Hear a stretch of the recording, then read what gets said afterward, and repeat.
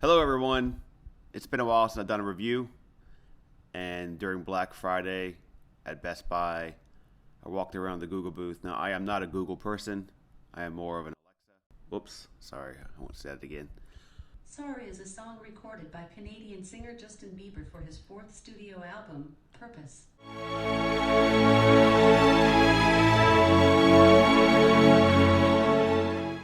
I will do my best not to say those activation words from this point forward.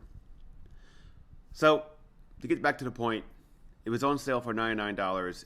It looked, a word you could use, cute, very small, and I was thinking maybe this will go good in the bedroom.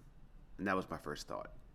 I had the Echo device Spot upstairs, and I had it up there for about 3 months. It was okay, but the screen was so small it wasn't even worth it to me. It showed like the temperature. You could play a video, but it was comical to even watch anything on there. So it was just there. It's a good device for alarm clock, that such thing. So I wasn't very excited about it. I didn't dislike it, but wasn't excited about it. So I decided to sell that thing. And then let's move on to something different. And this is what is different. So big glare on the screen right now. The light's hitting it. Sorry about that. I am going to go up there and do the official peel back unboxing of the screen, because I just basically got it out of the box.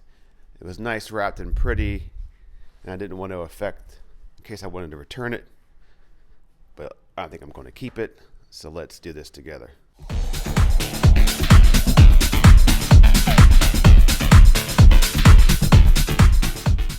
Okay, we're back. That was a little more painful than I thought it would be, but a little less glare on the screen. So getting back to what I was saying before, I'm more of an Amazon person throughout the house. I own the original Google that came out when they first got into the home business. It was okay. Speaker was average, but I got bored with it. It didn't listen as well as the Amazon devices did, picking up your voice. So I kind of moved away from them. The number one reason that I like this device, it looks like a small picture frame. I put it next to my bed. That's where it's going to stay, and that's where it looks the best. The pictures scroll by, good clarity, not much going on with the time in the corner, so it doesn't really interrupt the picture.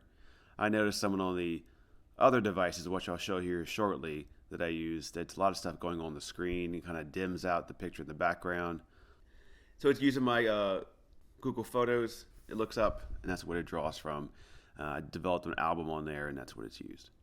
So it tends to grab pictures of different people, my kids, and kind of frame them together like that. So it recognizes on its own different individuals and loops them together and does its own type of slideshow, which is nice.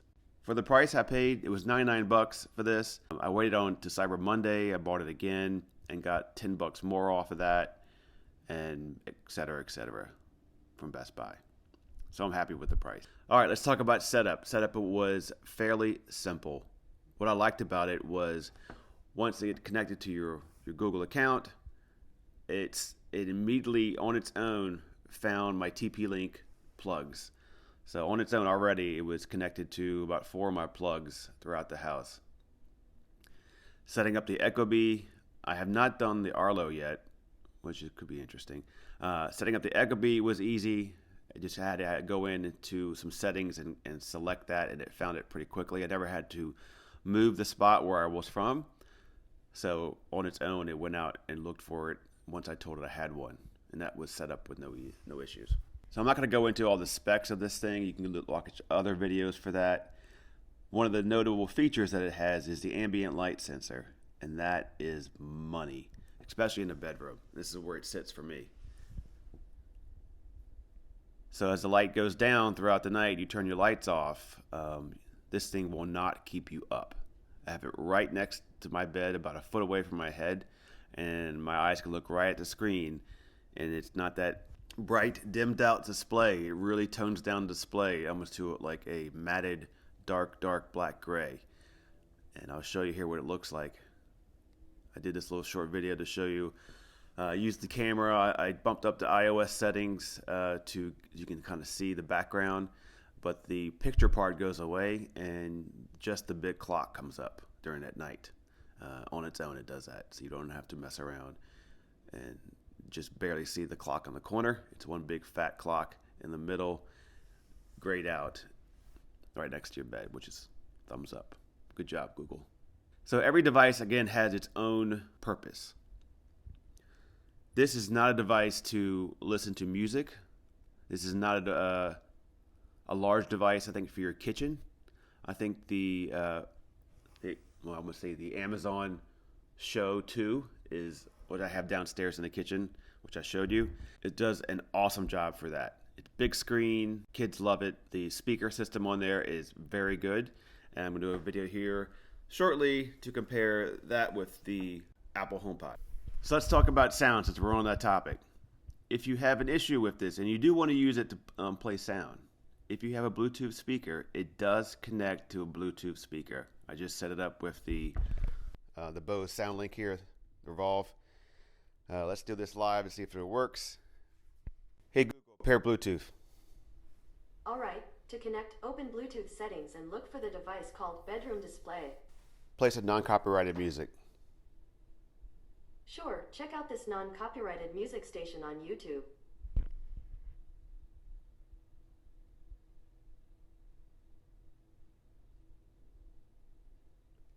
Volume 10.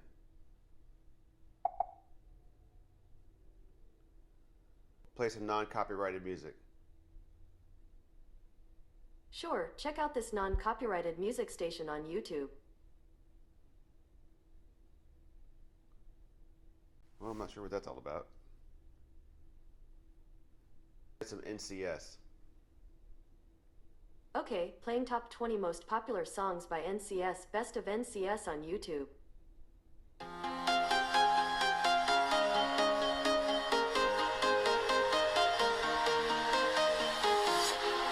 walking alone, the streets are empty. The only thing I can see is my own silhouette. I'm getting stronger, step by step. The clock is ticking, but there's no time for regrets. I've been flying from town to town. Hey Google, volume 8. I've been all around the globe trying to protect your soul. So I wanted to show you this. I had a little trouble. I paired it once and I didn't remember the pairing, so I want to walk you through this. All right, this is the Google Home app. Here, sorry, Arlo's kicking in. From here, you want to hit Bedroom Display, go up to Settings, scroll down to, I'm trying to look through the lens. All right, Default Speaker, and pair Bluetooth. All right, no, there we go. Hit done. Connected to bedroom display. All right. Default speaker set, it says at the bottom. Now, I did unplug this later on, so maybe it loses the settings, but we shall see. Play some NCS music. Sure, check out this NC's music station on YouTube. Why it does this, I don't know. Or it just goes to nowhere land. Play some NCS music. Sure, check out this NC's music station on YouTube.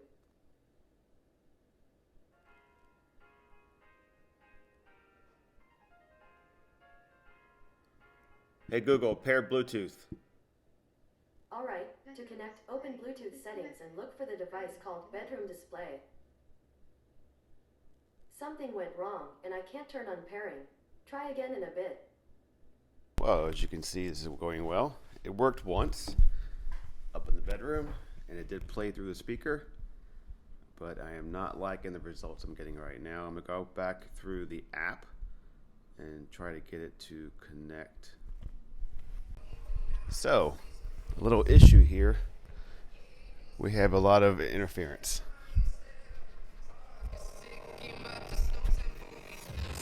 I've been Well, this video wasn't supposed to be about issues with the Bluetooth connection, but looks like we're going that way.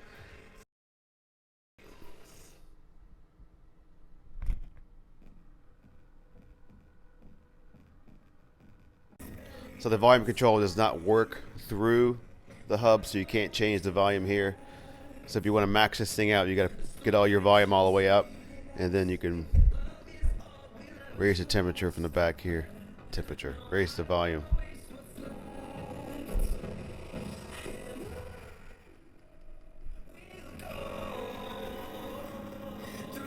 Alright, I'm gonna turn it off, and we'll turn it back on again. Battery 80%.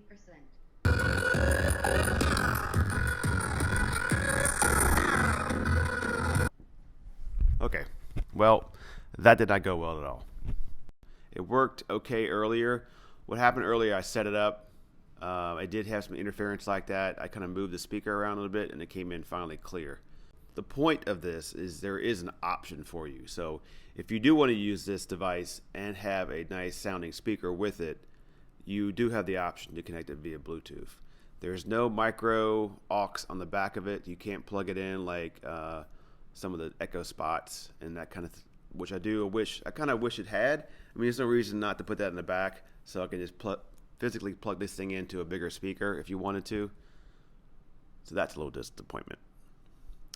The other option I was going to purchase was the Lenovo 8-inch smart display.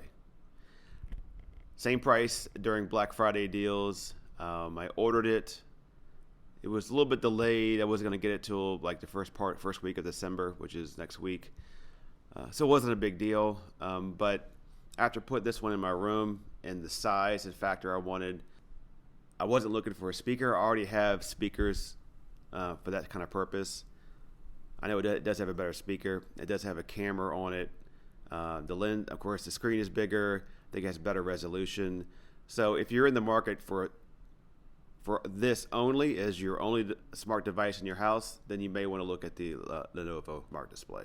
But for me, with the ambient light sensor in the room right next to my bed, I just use it for controlling lights in the house, controlling the thermostat, all the things you do with these smart devices.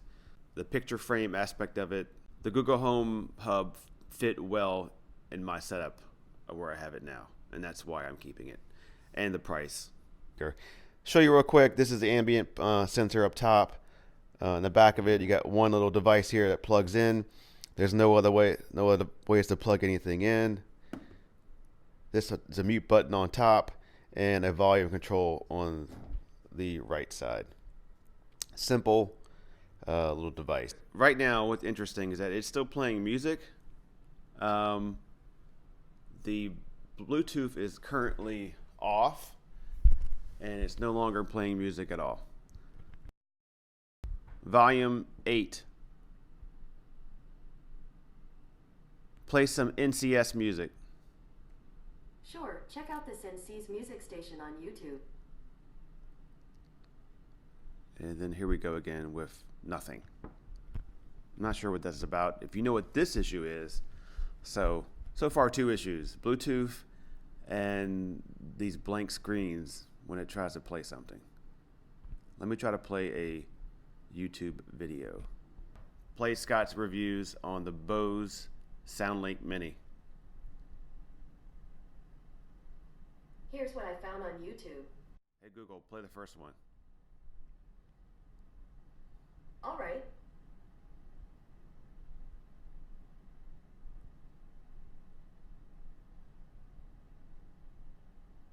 And so I can't hear the volume. I'm not sure what's going on with that. I want to give a thumbs up to the to this product, but now I'm hesitant about giving my. All right, guys, real quick. I unplugged the device, reconnected the Bluetooth, and then now it's appeared to be working. So it's no longer coming in staticky. So one thing a little bit different than most devices, the audio from Google still comes through the hub. It does not broadcast through the Bluetooth. The music and the content and everything else comes through Bluetooth. Now let's try again with the YouTube. Hey Google, Play Scott's reviews of the Bose SoundLink Mini on YouTube. Play the first one.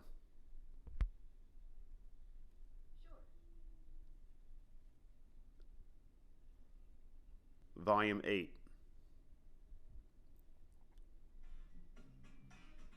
All right, so it's working. It's coming through off the Bose. Okay. So a little adjustment you have to do within the app itself to get the speaker to work, but it is possible to add a better speaker to the Google Home Hub. Just took a little bit of work. I just wanted to show you real quick the size difference in the Echo Show 2. I had the Echo Show 1 previously. Kids loved it. Now I moved it on to my mother-in-law, who now has it at her house. So she can actually then call us and we can use a video chat feature between the two devices. There's your size difference between the two. If someone said you gotta only keep one of these, I would definitely just keep the Echo Show 2 for the sound, the display, everything else. Yes, it's more expensive. $179 was the price on sale versus $99. All right, that is finally it. All right, now I'm out. See you.